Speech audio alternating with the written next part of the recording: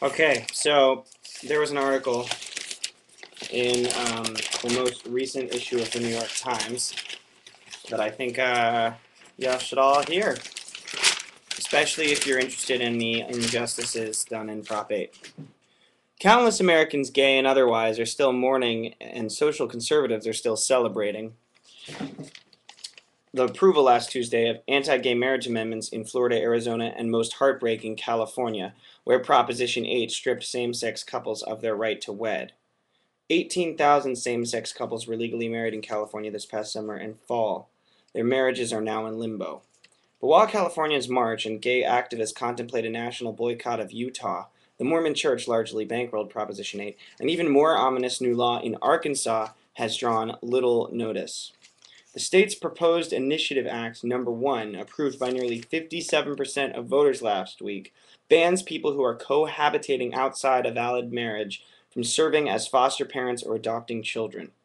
While the measure bans both gay and straight members of cohabitating couples as foster or adoptive parents, the Arkansas Family Council wrote it expressly to thwart the gay agenda. Right now, there are 3,700 other children across Arkansas in state custody. 1,000 of them are available for adoption.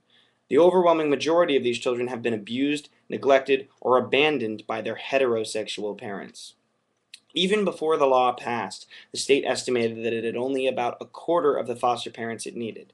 Beginning on January 1st, a grandmother in Arkansas cohabitating with her opposite-sex partner because marrying might reduce their pension benefits is barred from taking in her own grandchild. A gay man living with his male partner cannot adopt his deceased sister's children. Social conservatives are threatening to roll out Arkansas-style adoption bans in other states. And the timing couldn't be worse. In tough economic times, the numbers of abused and neglected children in need of foster care rises. But good times or bad, no movement that would turn away qualified parents and condemn children to a broken foster care system should be considered pro-family.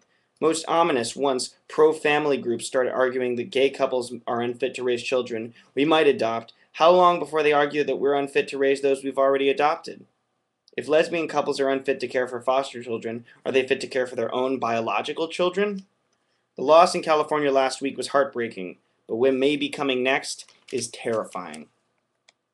That's an article called Anti-Gay, Anti-Family by Dan Savage in the op-ed section of the New York Times, Wednesday, November 12th, 2008.